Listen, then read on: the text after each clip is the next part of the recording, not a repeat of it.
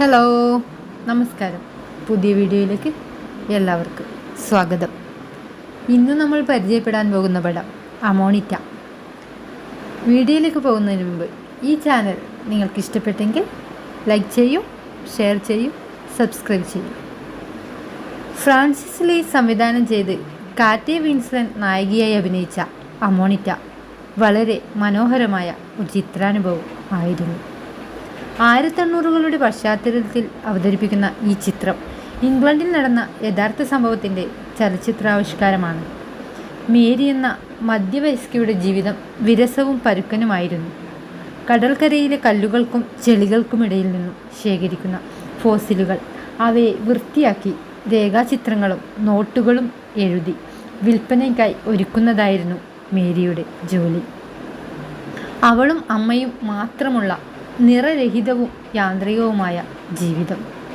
അതിലേക്കാണ് ധനികയും നഗരവാസിയുമായ ഷാർലറ്റ് വരുന്നത്. യാന്ത്രികമായ നഗരജീവിതത്തിൻ്റെയും ലൈംഗിക പരാജയങ്ങളുടെയും പ്രണയരാഹിത്യത്തിൻ്റെയും ഇരയായ ഷാർലറ്റ് മേരിയുടെ പരുക്കൻ ജീവിതത്തിലേക്ക് പതിയെ നുഴഞ്ഞു കയറുന്നതും അവർക്കിടയിലേക്ക് പ്രണയവും രതിയും അതിൻ്റെ എല്ലാ സൗന്ദര്യത്തോടും നിറയുന്നതും വളരെ നന്നായി ചിത്രീകരിച്ചിട്ടുണ്ട്. ലെസ്ബിയൻ സെക്സിൻ്റെ പ്രണയമുഹൂർത്തങ്ങളെ വിശദമായി തന്നെ ചിത്രീകരിച്ചിട്ടുണ്ട്. ഒടുവിൽ തിരികെ പോകുന്ന ഷാർലറ്റിൻ്റെ ക്ഷണപ്രകാരം അമ്മ മരിച്ചതോടെ ഒറ്റയ്ക്കാവുന്ന മേരി നഗരത്തിലേക്ക് ചെല്ലുന്നു. നഗരപരിഷ്കാരങ്ങളോട് പൊരുത്തപ്പെടാനാകാതെ കണ്ണാടിക്കൂട്ടിലെ ഫോസിലുകളെ പോലെ ജീവിക്കാൻ വയ്യ എന്നും പറഞ്ഞ് മേരി ഷാർലറ്റിൻ്റെ വീട്ടിൽ നിന്നും ഇറങ്ങിപ്പോകുകയാണ്. രണ്ട് സംസ്കാരങ്ങളുടെ ജീവിതങ്ങളുടെ പകർപ്പുകളായി മേരിയും ഷാർലറ്റും നിൽക്കുന്നു.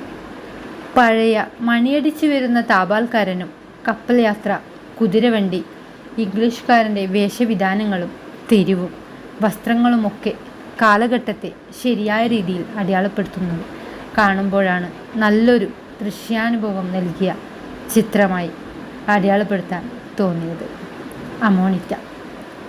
ഈ വീഡിയോ നിങ്ങൾക്ക് ഇഷ്ടപ്പെട്ടെങ്കിൽ ലൈക്ക് ചെയ്യൂ, ഷെയർ ചെയ്യൂ, സബ്സ്ക്രൈബ് ചെയ്യൂ. ഇതിലും മികച്ച മറ്റൊരു വീഡിയോയുമായി അടുത്ത പ്രാവശ്യം കാണാം. ബൈ.